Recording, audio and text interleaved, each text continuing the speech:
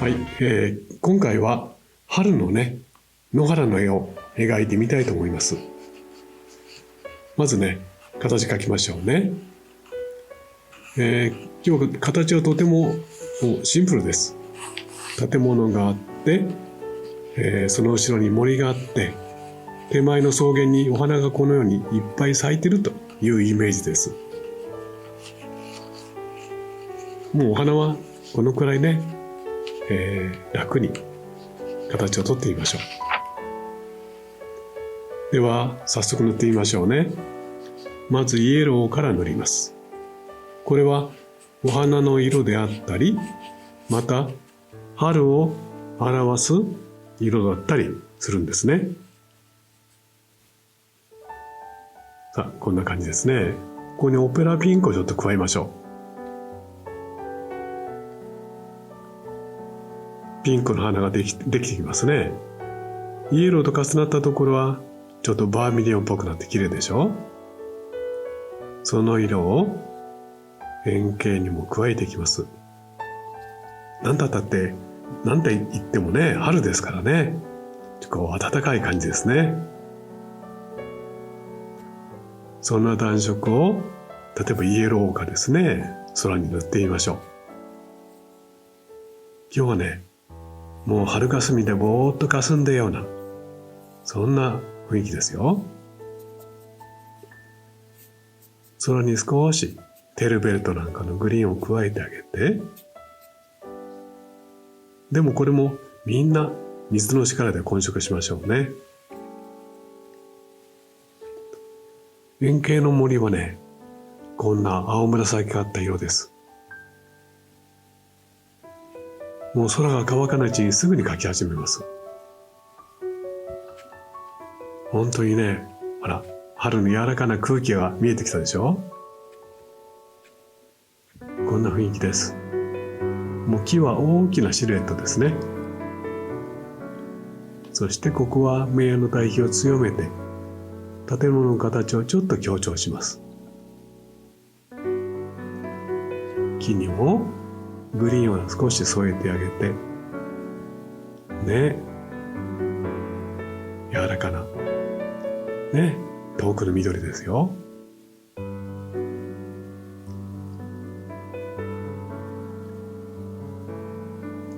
ちょっとね、こんな感じかな。でも全部ソフトじゃなくって、ちょっとね、このようにちょっとシャープな形もあるといいですね。ほら、今ちょっとタッチでね、木描いたでしょ。ちっちゃな木描いてます。ね、このようにこう表現に強弱の変化があると面白いと思います。そしてこうね、自然に色が混ざる感じですね。これが面白いんだね。さあ、こう建物の窓なんかはもうちょっとだね。もう絶対これは描きすぎないところですよ。ではいよいよ、草原ですね。草原遠くの方は明るい少しクールっぽいグリーンです。そして手前と暗めの暖色の緑を塗ってきます。それと同時に忘れてならないのがこの花でしたよね。大体の感じでね、塗り残していきましょう。明るい花がほら浮き上がってきたでしょ。これが楽しいね。そしてその手前の草原ね、イエローかなんかも加えてあげたりして、緑に変化欲しいですね。さあ、だんだんできてきましたよ。今度はこのグリーンの中にも日陰の部分もあるのでね、暗くて冷たい緑を、緑といってもブルーかな、そんな色を加えてあげましょう。でもこちらの方はほら、こんな暖かい緑してるでしょ。グリーンが全部同じにならないようにしましょうね。さあ、全部見えてきました。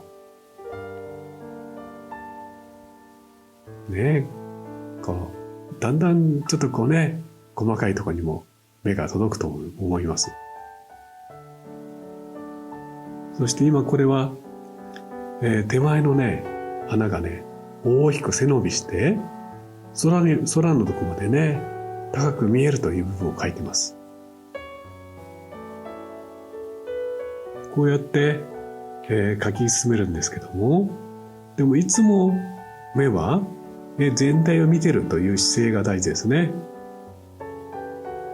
小さいお花なんか描くとしても、でも観察は全体をいつも見てるということです。そして調和をとっていくんですね。ここでこう肝心なことは、あまり花に色をのせてしまうと、せっかくの明るい花の形が見えなくなってしまうのでね、注意しましょう。ね、楽しくなってきたでしょ。さあ、どんどん充実してきました。そしてこうやって花と花をつないで、これが大きな手前の花になるんですね。これで画面にこう奥行き感とか動きとか、そういうものが見えてきますね。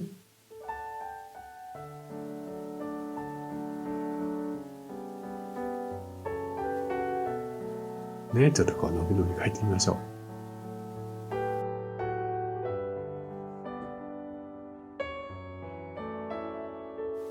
手前の方もね、こんな葉っぱね、もうちょっとこう書き込むとこもあってもいいですね。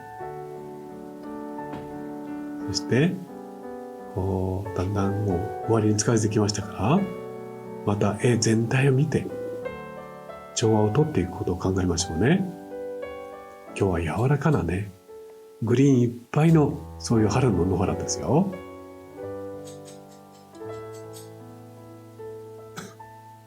お花がね、少しこう目立ちすぎるなと思うところがあったら、このように色をね、また上から乗っけてあげましょう。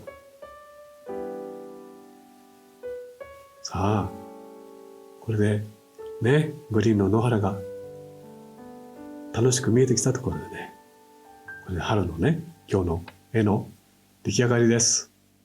はい、今回は、春のね、野原にいっぱい咲いている花を描いてみました。今日のこのポイントはね、春の雰囲気をいかに作り出すかですね。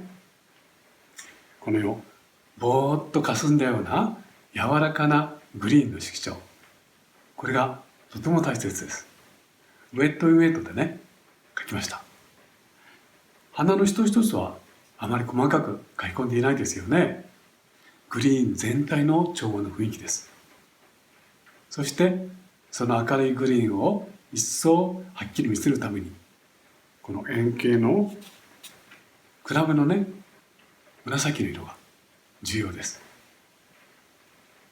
一つ一つのものを表現するんではなくて、全体の色調でそのムードを表す。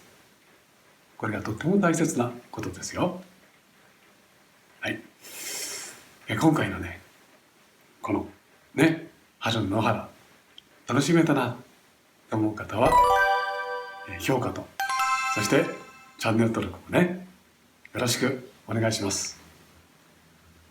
最後まで、見てくれて本当にありがとう。またお会いしましょうね。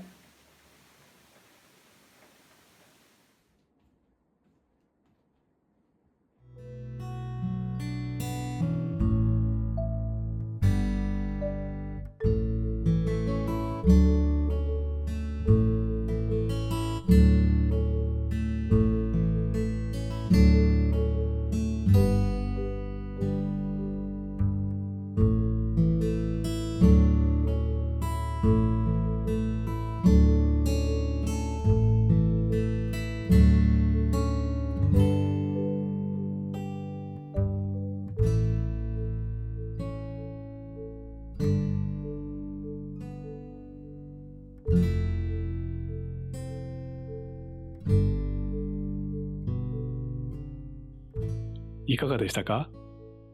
チャンネル登録もよろしくお願いします。